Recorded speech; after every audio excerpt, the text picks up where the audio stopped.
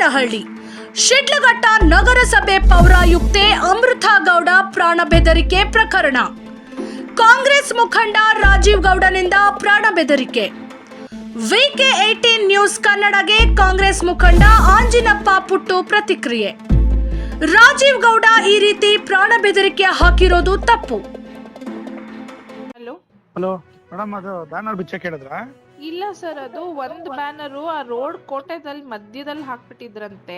ಅದೇನೋ ಗಾಡಿಗಳಿಗೆ ಗುದ್ಕೊಂಡು ಹೋಗ್ಬಿಟ್ಟಿದ್ದಾರೆ. ಅವ್ರು ಯಾರೋ ಪಬ್ಲಿಕ್ ಕಂಪ್ಲೇಂಟ್ ಮಾಡ್ತಾ ಇದ್ರು ಅಂದ್ಬಿಟ್ಟು ನಾನು ಅಪ್ಸರ್ ಅವ್ರಿಗೆ ಹೇಳಿದ್ದೆ, ಸರ್ ಒಂಚೂರು ಸೈಡಲ್ಲಿ ಕಟ್ಕೊಳಕ್ ಹೇಳಿ. ಬ್ಯಾನರ್ ಏನೋ ಬಿಚ್ಚಿದಿರಿ ಅಂತಂದ್ರೆ ಬಂದ್ ಬೆಂಕಿ ಹಚ್ಚಿಬಿಡ್ತೀನಿ ಅಷ್ಟು ಹೇಳಿದೀನಿ. ನಾನು ಇನ್ನ ಒಳ್ಳೆತನ ನೋಡಿದಿರಿ, ಕೆಟ್ಟತನ ನೋಡಿಲ್ಲ ಸರ್. ಒಂದ್ ನಿಮಿಷ, ಬ್ಯಾನರ್ ಬಿಚ್ಬಿಟ್ಟದು ಆಫೀಸ್ ಅಲ್ಲಿ ಇದೆ ಸರ್. ಅದನ್ನ ಮಧ್ಯದಲ್ಲೆಲ್ಲ ಕಟ್ಟಿದ್ದಾರೆ. ಆಕ್ಸಿಡೆಂಟ್ ಆಗಿದೆ ಅಂತೆ ತಿಳ್ಕೊಂಬೇಡಿ ನನ್ಗೆ. ಸರ್ ಒಂದ್ ನಿಮಿಷ ಕೇಳಿ, ಅದು ಆಕ್ಸಿಡೆಂಟ್ ಆಗಿದೆ ಸರ್. ಪಬ್ಲಿಕ್ ಇಂದ ಕಂಪ್ಲೇಂಟ್ ಬಂದಿದೆ. ಕಂಪ್ಲೇಂಟ್ ಬಂದ್ರೆ ಬ್ಯಾನರ್ ಹೆಂಗ್ ಕೀಳ್ತೀರಿ? ಬ್ಯಾನರ್ ಕಿತ್ತಿಲ್ಲ ಸರ್, ತೆಗ್ಬಿಟ್ಟು ಅದು ಆಫೀಸ್ ಅಲ್ಲಿ ಇಟ್ಟಿದ್ದಾರೆ. ನಾನು ಯಾವನ್ ಬಿಚ್ಚಿದ ಕಟ್ಸಿದ್ರೆ ಸರಿ, ಇಲ್ಲ ಅಂದ್ರೆ ನೋಡ್ತೀನಿ ನಾನು ಏನು ಅಂತ ಆಮೇಲೆ ತಂದೀಗ. ಮಹಿಳೆ ಅಧಿಕಾರಿ ಜೊತೆ ಮಾತನಾಡಬೇಕಾದ್ರೆ ಸಮನ್ವಯ ಕಾಪಾಡಿಕೊಳ್ಳಬೇಕಾಗಿತ್ತು. ಸಣ್ಣ ವಿಚಾರಕ್ಕೆ ಈ ರೀತಿ ಮಾತನಾಡಿರೋದು ಮುಜುಗರಕ್ಕೆ ಒಳಗಾಗಿದೆ. ರಾಜೀವ್ ಗೌಡ ಈ ಬಗ್ಗೆ ಕ್ಷಮೆ ಕೇಳಬೇಕು. ಕಾನೂನು ರೀತಿ ಕ್ರಮ ಕೈಗೊಳ್ಳಲಾಗಿದೆ ಮತ್ತು ಪಕ್ಷದಲ್ಲೂ ಚರ್ಚೆ ಆಗುತ್ತಿದೆ. ಜನರ ಜೊತೆ ಇದ್ದಾಗ ಅನುಕೂಲ ಆಗುವಂತೆ ನಡೆದುಕೊಳ್ಳಬೇಕು. ಈ ರೀತಿ ತಾಳ್ಮೆ ಕಳೆದುಕೊಳ್ಳಬಾರದು. ರಾಜಕೀಯದಲ್ಲಿ ನೇರ ಹಣಾಹಣಿ, ಜಿದ್ದಾಜಿದ್ದು ಸರ್ವೇ ಸಾಮಾನ್ಯ. ಆ ಸಮಯದಲ್ಲಿ ರಾಜಕೀಯ ಪ್ರಬುದ್ಧತೆ ಮೆರೆಯಬೇಕು. ಮತ್ತೆ ಮತ್ತೆ ಈ ರೀತಿಯ ಮುಜುಗರ ವಿಷಯಗಳು ಆಗೋದು ಬೇಡ. ಶಿಡ್ಲಘಟ್ಟ ವಿಧಾನಸಭಾ ಕ್ಷೇತ್ರದ ಕಾಂಗ್ರೆಸ್ ಮುಖಂಡ ಆಂಜಿನಪ್ಪ ಪುಟ್ಟು ಹೇಳಿಕೆ.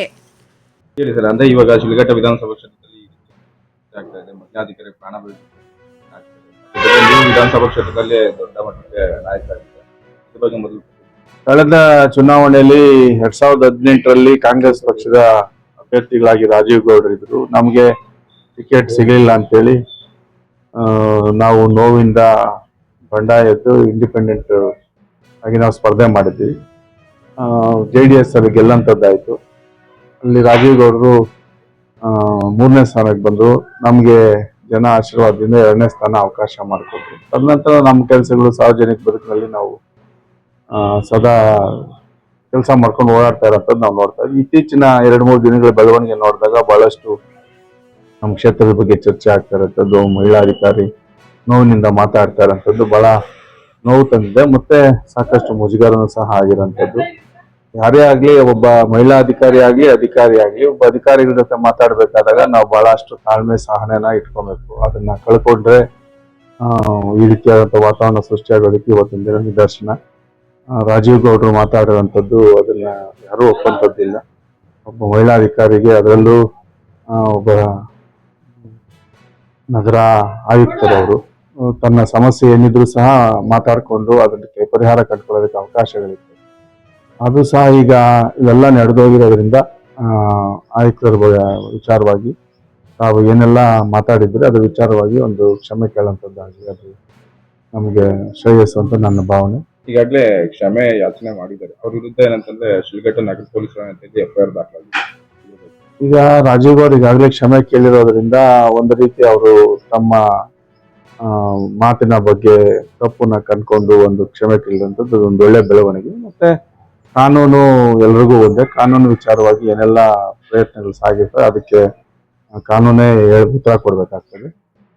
ಒಬ್ಬ ಅಧಿಕಾರಿಗಳ ಜೊತೆ ನಾವುಗಳು ನಮ್ಮ ಪ್ರಜಾಪ್ರಭುತ್ವ ವ್ಯವಸ್ಥೆಯಲ್ಲಿ ಕಾರ್ಯಾಂಗ, ನ್ಯಾಯಾಂಗ, ರಾಜ್ಯಾಂಗ ಇನ್ನು ರಾಜಕೀಯದ ಅಧಿಕಾರ ಇಟ್ಕೊಳ್ಳೋಂಥವ್ರು ನಮ್ಮಂಥವ್ರು ಯಾರೇ ಆಗ್ಲಿ ಬಹಳಷ್ಟು ತಾಳ್ಮೆಯಿಂದ ಇರೋಂಥದ್ದಾಗಬೇಕು. ರಾಜಕೀಯದ ಉದ್ದೇಶ ಸಾರ್ವಜನಿಕರ ಸೇವೆ ಮಾಡೋಂಥದ್ದು, ಅವರ ಕಷ್ಟಗಳಲ್ಲಿ ಭಾಗಿಯಾಗುವಂಥದ್ದು. ಮತ್ತೆ ಕಾರ್ಯಾಂಗ ಏನಿದೆ, ಅಧಿಕಾರಿಗಳ ಒಂದು ವರ್ಗ, ಅವ್ರನ್ನೆಲ್ಲನೂ ಸಹ ಜೊತೆಲಿ ತಗೊಂಡು ಕೆಲಸ ಮಾಡೋಂಥದ್ದು ದೇಶ ಕಟ್ಟಂತ ನಿಟ್ಟಿನಲ್ಲಿ ಒಂದು ಒಳ್ಳೆಯ ಬೆಳವಣಿಗೆ. ಆ ನಿಟ್ಟಿನಲ್ಲಿ ಪ್ರತಿಯೊಬ್ಬರು ಗಮನ ಹರಿಸಬೇಕು. ಈ ರೀತಿಯಾದಂಥ ಮುಜುಗರದ ವಾತಾವರಣನ, ಗೊಂದಲನ ಯಾರು ಸಹ ಸೃಷ್ಟಿ ಮಾಡೋಂಥದ್ದು ಆಗಬಾರ್ದು.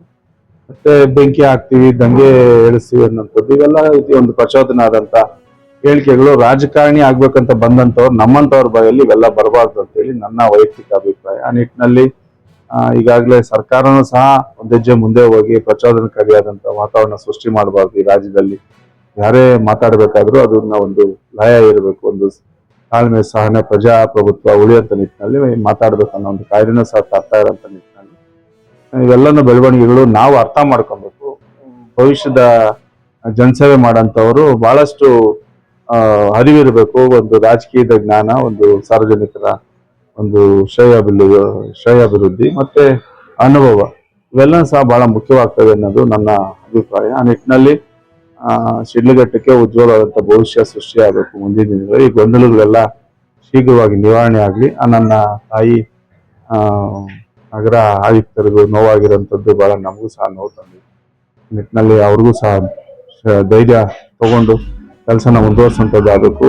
ಪೌರ ಕಾರ್ಮಿಕರಿಗೂ ಸಹ ಈ ವಿಚಾರವಾಗಿ ನೋವಾಗಿದೆ, ಅವರು ಸಹ ಆ ನೋವನ್ನ ತಡ್ಕೊಂಡು ಕೆಲಸ ಮುಂದುವರಿಸುವಂಥದ್ದಾಗಬೇಕು. ಯಾಕಂದ್ರೆ ಈಗ ಹಬ್ಬದ ವಾತಾವರಣ ಇರೋದ್ರಿಂದ ಈ ಒಂದು ಮುಜುಗರದಿಂದ ಆಚೆ ಬಂದು ಎಲ್ಲರೂ ಸಹ ಯಥಾವತ್ತು ಸರಳ ಜೀವನಕ್ಕೆ ಮರಳಂತದ್ದಾಗ್ಲಿ ಅಂತ ಹೇಳಿ ರಾಜೇಗೌಡರನ್ನ ಈ ವಿಚಾರವಾಗಿ ಬಂಧಿಸಬೇಕು ಅಂತ ಬೇರೆ ಬೇರೆ ಪಕ್ಷದ ನಾಯಕರು ಅಲ್ಲಿರುವಂತ ಶಿಡ್ಲಘಟ್ಟ ಕೆಲವು ಮತದಾರರು ಸಾರ್ವಜನಿಕರು ಒತ್ತಾಯ ಮಾಡ್ತಾರೆ.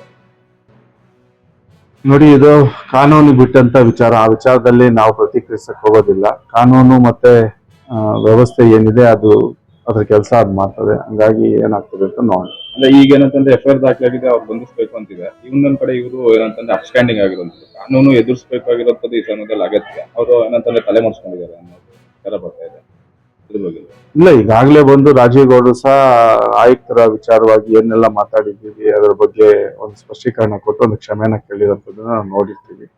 ಈಗ ಕ್ಷಮೆಯಾಚನೆ ಆಗಿದೆ. ಮುಂದಿನ ಒಂದಷ್ಟು ಈ ಎಲ್ಲ ವಿಚಾರ ರಾಜ್ಯಾದ್ಯಂತ ಚರ್ಚೆ ಆಗ್ತಾ ಇರೋಂಥದ್ದು ಅವರು ಸಹ ಏನ್ ಪ್ರತಿಕ್ರಿಯಿಸ್ತಾರೋ ನಾವು ನೋಡ್ಬೇಕಾಗ್ತದೆ.